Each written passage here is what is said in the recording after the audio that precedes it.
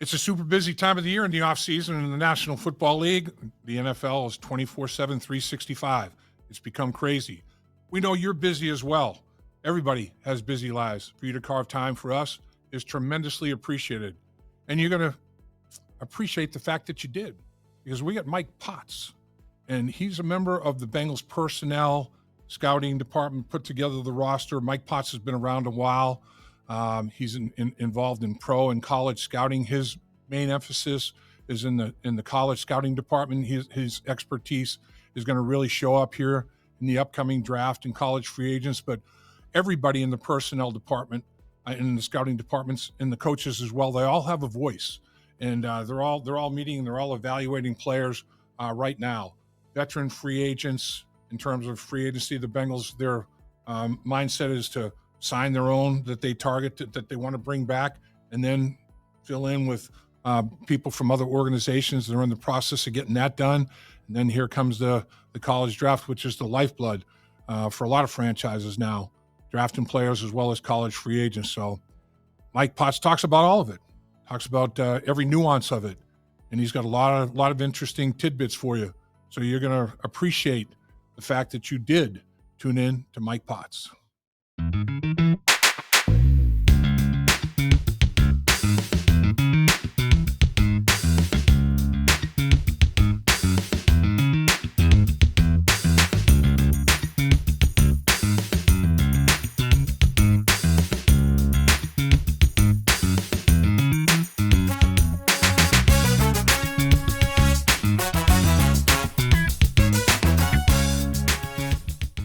Well, there's no doubt that it is a crazy time of the year. I mean, you're talking about free agency. You're talking about the combine, which, of course, leads up to the NFL draft and draft picks and college free agents, and a lot of personnel moves and decisions to be made. Rosters are never the same. That's the one axiom that's true in the National Football League every single year. When the last game of the regular season ends, or even Super Bowl, and the Super Bowl ends, the roster that you have is not going to be the same roster you have the following training camp. That's just the nature of the beast in the National Football League. And nobody knows that better than our guest today. And we appreciate the director of scouting, Mike Potts, joining us in the trenches with Dave Lapham, brought to you by First Star Logistics. In our studio, as always, we appreciate you folks for tuning in to listen to what Mike has to say, because it's very, very important. It's the lifeblood. I mean, you're formulating the roster from top to bottom. How you doing today, Mike? I'm doing good, Lap. Always good to talk with you. I appreciate you having me on. Just got back from a couple pro days down at Georgia and Clemson, so back in the office today, and back at it, just trying to balance a lot of the stuff that we have going on right now. So carve out some time here, and it's always good to talk with you. So it is a crazy time of the year. We'll get into like you said, going for visits. You're going to have players come to Cincinnati. You're going to go to their location to visit them. You already had some time with them at the combine. We'll get to the college part of things. Let's hit the free agency in terms of the veteran players here for just a little bit, because we're in the throes of it right now. And the Bengals made quite a few moves, really, and I thought really did a good job of retaining your own, which I think is the primary objective in free agency as far as the Cincinnati Bengals are concerned. You made a couple of additions, of course, but I mean, the thing that struck me is how, you have to be responsible with respect to your cap and the dollars that are spent. And man, Myles Garrett, when he signed for $40 million, I'm like, holy mackerel, man, this money is out of control in the National Football League. Well, here come the Bengals, and you bring 7 people into the fold. And some of them are yours and some of them are others, but I just picked 7, and the 7 that I picked: B.J. Hill, Osai, Gesicki, Ford, Slayton, Burks, who's going to be signing here soon, shortly, and Samaje Perine. Their total, those 7 players total for this year's cap is $35 million. I mean, $35 million as opposed to one player for $40 million up in Cleveland. I mean, to me, cap responsibility is a big thing. You can celebrate. It's almost like, oh man, got to make the news, have a big celebration, the party. Well, the hangover's real. And like a the normal hangover, it doesn't go away. When you've spent that kind of money, that hangover can get worse, right? I mean, if your salary cap gets out of whack like Cleveland's has, Atlanta's got out of whack, and to go 6 straight seasons, have losing seasons in that division after you make that big move you make at the quarterback position, at the safety position. I mean, I don't know. There's so many stories like that. You know more than me in the National Football League, but the way you handle it, retaining your own is first and foremost, isn't it? Yeah, for sure. We went through a lot of meetings with our personnel staff, ownership, and coaches, and we've got some new coaches in here, so it's important to get on the same page with them and identify the guys that are own, like you said, in terms of a scheme fit, a culture fit in the locker room, and guys that we think are still playing good football for us, and we want to keep around here. So some of those guys that you mentioned, I think we did a great job between all of those people that I mentioned, just working things out on the contract side of it. It's never easy to reach a deal that both sides feel good about. And yeah, obviously there's a lot of money flying around out there in free agency, and different guys have different values. But we were able to come to agreements on all of those guys, and we're really happy that we kept the guys that we think can be impact players for us here going forward. I want to throw another guy in there. Throw Cam Sample into the mix, and you add Cam Sample's deal. You're still under the $40 million or right around the $40 million that was committed to one person.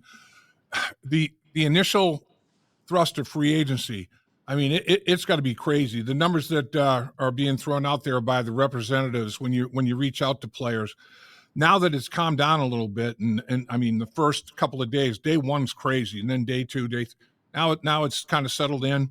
The secondary market of free agency. Are there some deals to potentially be had in that second market of free agency?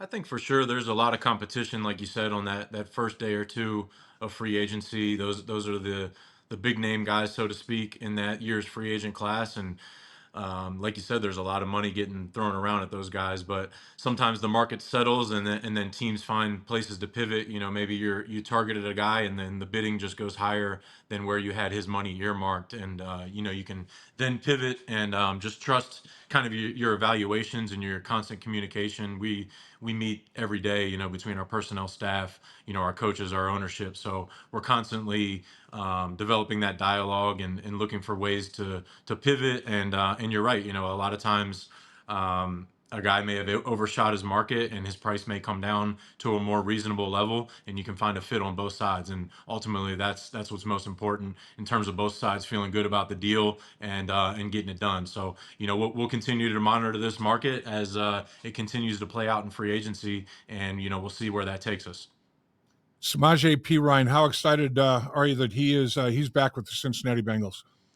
Yeah, Samaje has been a solid player his whole career, everywhere he's been. He's very reliable, both as a ball carrier and in the pass game, both as a receiver and as a pass protector.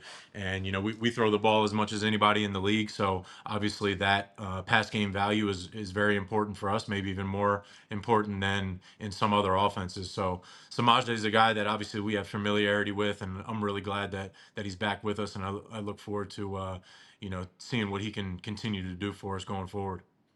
Tell you the thing as a former lineman that I love about him, he's under 6 feet tall, but he's about 240 pounds, and it's a really good 240 pounds. I mean, this dude is put together now. He's stout, strong guy, and he's really good in protection. I mean, obviously a key factor, Joe Burrow. Let's pick up. You've in the past, Samaje Perine has is one on one against outside rushers, sometimes by schematic, he's going one on one against an outside linebacker slash defensive end type guy, not just a safety or a nickel defensive back blitzer. And he can stand up to it, man. He puts his face right in there.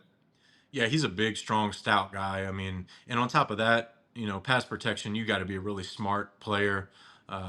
Defensive coordinators are bringing a lot of exotic looks and bringing in guys from everywhere. So Joe's a really smart quarterback. He gets us in a lot of great looks. He adjusts the protection appropriately all the time for us. So just having a guy like Samaje that's going to be on the same page with our quarterback and our offensive line and our tight ends, as far as that protection piece of it, is huge.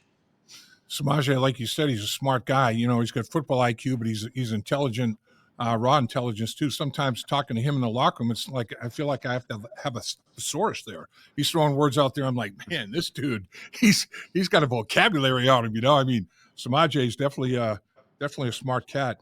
What about the signing of Cam Sample? I mean, obviously, you know, struggled with injury here last year, but I mean, this guy does have. You know, I look at Osai, I look at Sample. You get guys that are right in that they're in that developmental stage that you're continuing to try to have the graph go north. Important year for these guys, isn't it? Yeah, Cam's a guy that we really like. Obviously, we drafted him here. He crossed over with Al Golden his rookie year, so there's familiarity there. I believe Yep. our, like I spoke about with our personnel and coaching staff being on the same page, he's a guy that we were aligned on and a guy that we had a vision for moving forward. Unfortunately, he had the Achilles injury last year. I think he was set up to make an impact for us last year and was really an ascending guy.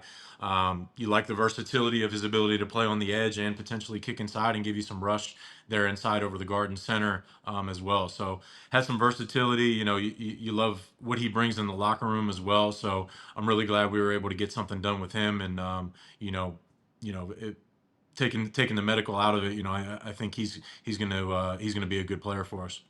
And Osai is continuing to develop in a positive way on the edge for you, isn't he? Yeah, Osai really, really came on last year. Obviously everybody knows he battled a couple injuries early in his career. So you battle some adversity there, but he really bounced back from that, and I think he really had a heck of a year last year for us. He's another guy that just you love the way he plays. You love what he brings in the locker room as well. It really just jumps off the tape how hard he plays, running things down, physical. Just getting after the quarterback and also chasing plays down in the run game and playing firm and setting the edge as well. So I think he really took a step last year. Obviously, unfortunately, if it wasn't for the injuries, maybe he takes that step a little bit earlier in his career. But we really like where he's at, and the arrow continues to point up with Joseph. TJ Slayton, some familiarity there. Jerry Montgomery, your defensive line coach, coached him in Green Bay, where he comes from the Packers. I mean, this guy's stout now. He's definitely a run stuffer, isn't he?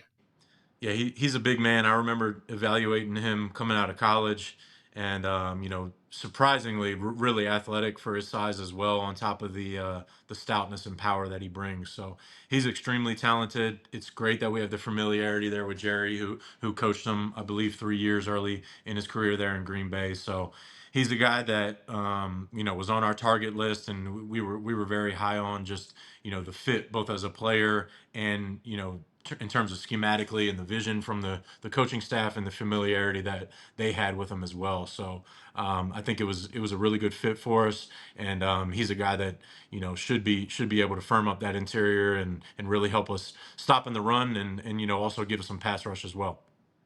Some guys that you also brought back, position versatility. That adds value. There's no question. In today's NFL, you have to be able to play more than one position. And BJ Hill can do that. Good three technique guy. Can play nose, can kick out and play end if you need him to, as well. Mike Gesicki can line up with his hand on the ground at the end of the line of scrimmage as a tight end and operate there.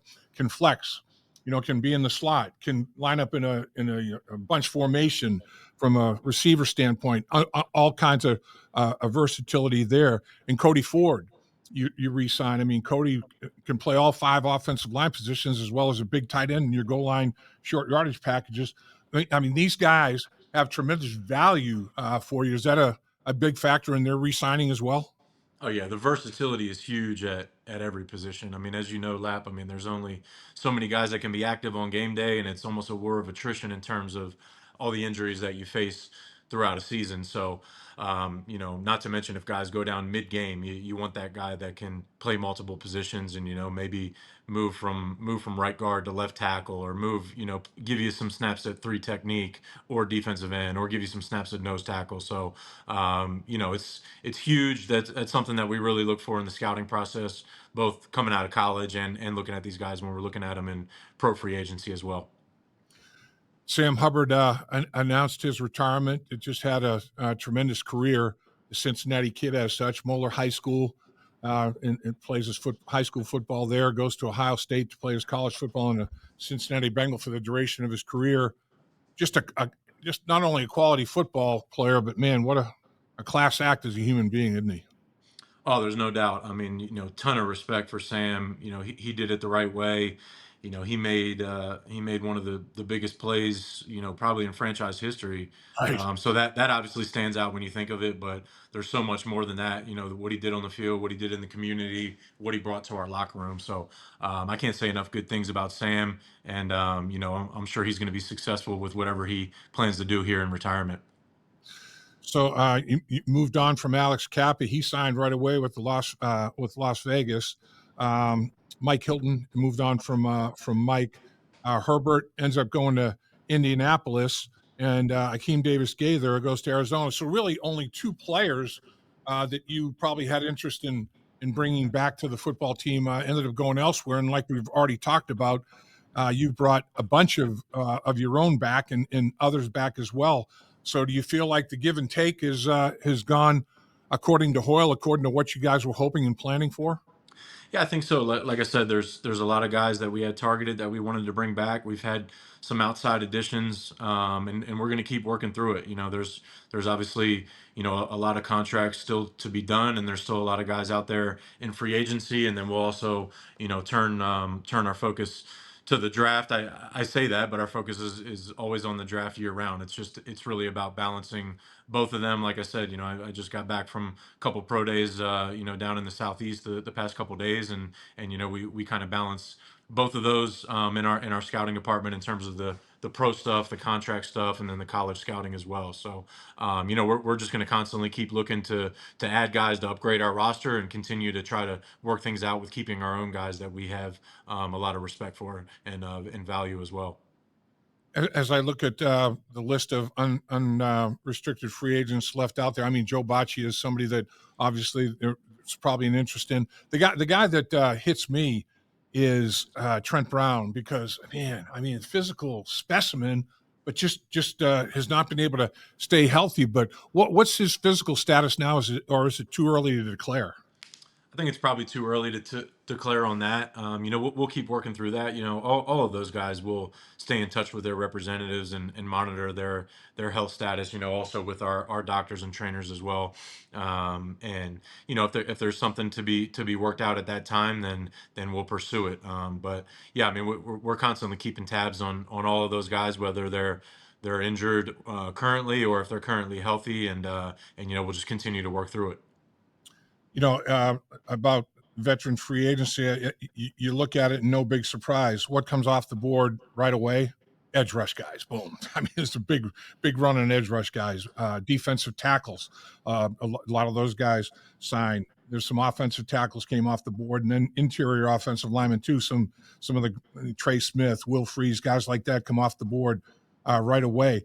But there are guys out there, and I think on it, I guess honestly and obviously, when you look at it, I'd love to see the interior of the offensive line, the interior of the defensive line, be a focus. And when I look at some of the offensive linemen still out there, Jenkins is still out there, isn't he, with the Bears? I think Jenkins is out there.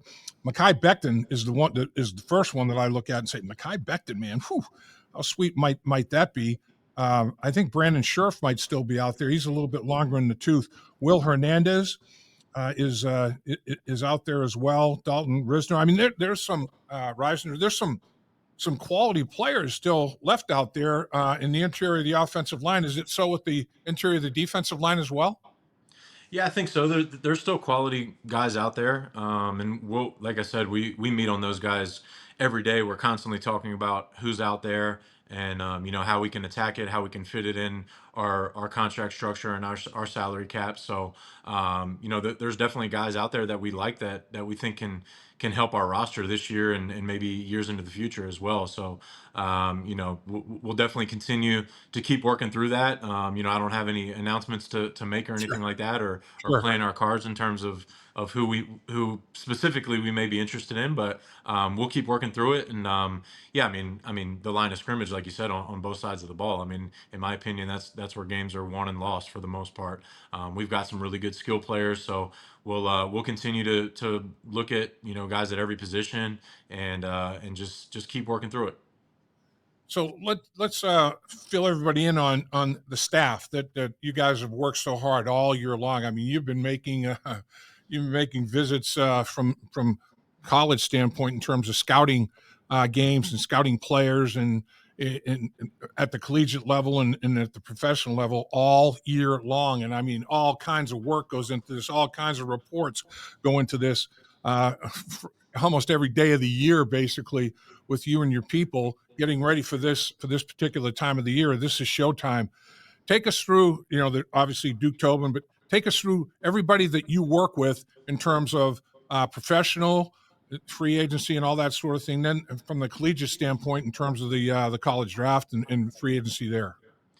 Yeah, I mean, I appreciate you asking that, because I think we have a great staff who has a lot on their plate. They do a lot of different things in a lot of different areas. Like I mentioned, with the pro scouting, the college scouting, Right. everything from undrafted free agency, contract negotiations, and they're involved in all of it. So those guys, I believe, do a great job, and I'm proud of the staff that we have. So, like you said, it's Duke at the top of the org chart, so to speak, overseeing everything, from an overall perspective.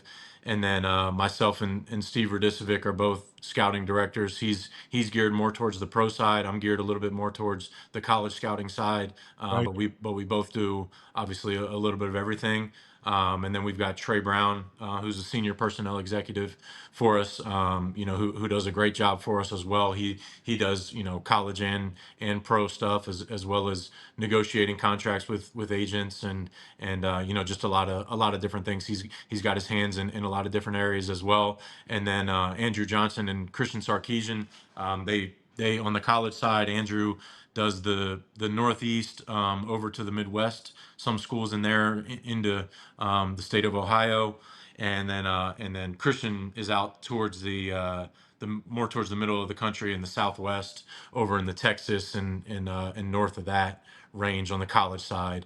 And like I said, they have pro scouting duties as well. And I think all of those guys do a great job. They sometimes they're behind the scenes and don't get enough credit that I feel they deserve, because they definitely have a lot on their plate, and they do it at a high level. So you mentioned, the interior of both lines of scrimmage and is so vitally important. And I agree with you. I guess I'm prejudiced and biased. I actually that's where I played, and I feel like I think we had something to do with the outcome of football games for sure. Hopefully, more times in a positive way, but those bad times are bad memories. There's no doubt about that. But everybody has those good and bads. That's the nature of the beast. But you don't want to have too many bads, or you won't be around very long. But let's shift to the college side of it. We mentioned some of the players still available, and there was a run, on top shelf players defensively at the edge and in interior defensive tackle. Offensive tackles are always prime um, candidates for free agency, as well as the interior guys. How about collegiately in this year's draft? Is it a good draft? My understanding is that it may not be, and guys still have to be drafted and land with the right organization, have the right coaching staff, and there's so many variables to their success. But I guess, are there a whole lot of potential first ballot Hall of Famers? Maybe not, but there are plenty of a very, very deep first round. It probably first round talent probably extends into the second round, and then for that reason, talent goes down. Boy, you might get some second round talent in the third round, and so forth down the draft, and it is kind of deep that way. Is it deep in those interior offensive and defensive line spots in this year's draft for you? Yeah, I think there's good depth at both of those spots, and a number of other spots as well. Yeah. So I like the draft. I think there's a lot of players that can really help us, and come in and have an impact, whether it's at a starter level or playing in a rotational or a backup role, carving out a role on special teams as well. So I'm excited about the players that we can potentially add. We only have 6 picks right now, so we'll see if we end up with less or more than that. Depending on some trades and moving around. But as it stands right now, we plan on coming away with 6 players that can really help us. And we'll continue to attack this process as we go forward. We've got about a month and a half still left over until the draft, so we'll finish up these pro days here over the next 3 weeks or so, and then we'll really grind it out for pretty much the whole month of April with our personnel and coaching staff and ownership, and meet on every single one of these players individually and determine where they go on our final draft board. And like I said, I'm optimistic with what this draft has to offer us. Yeah, I mean, I think that there is, like I say, a bunch of very, very, very solid players and some significant depth there. Like you mentioned, 6 draft picks, rounds 1 through 6. The 7th round pick was uh, used in a trade for Herbert, I believe. So you have 6 picks at this point in time, depending on what transpires. Let's take a look at you. You had the combine, and you got let's see how many defensive tackles there are, or nose tackles and defensive tackles. 40. My number had 40 players at the combine.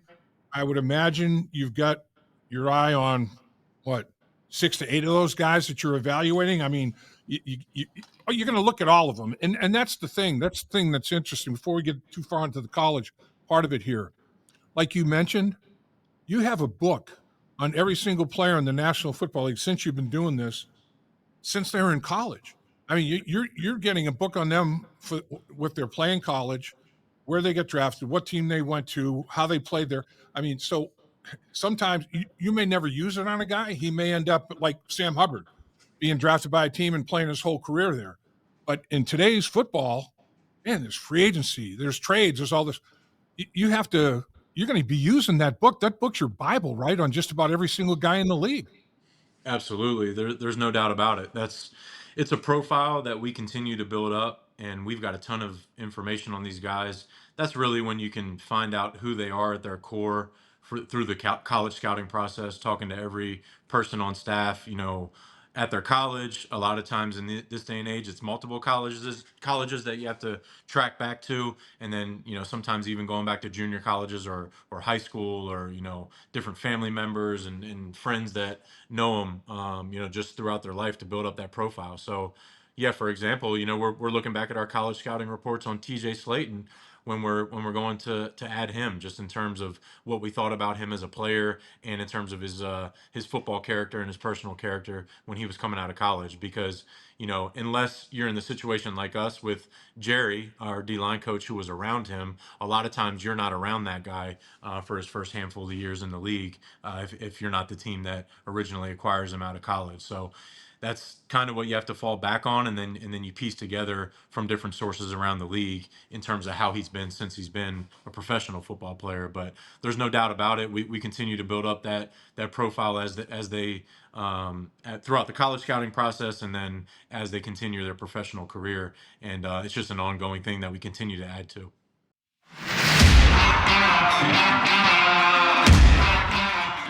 Everybody loves the NFL draft. There's no question about that. So, in honor of that, we're going to have our 3rd annual First Star Logistics draft party.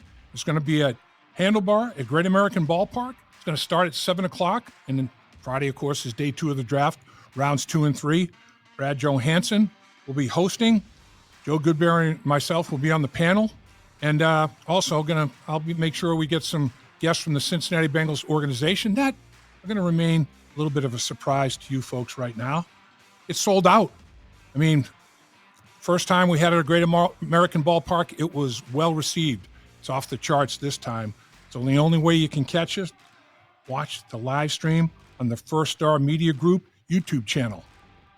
That's the way you're going to be involved. It's going to be a great night. Mark it down. Don't miss it.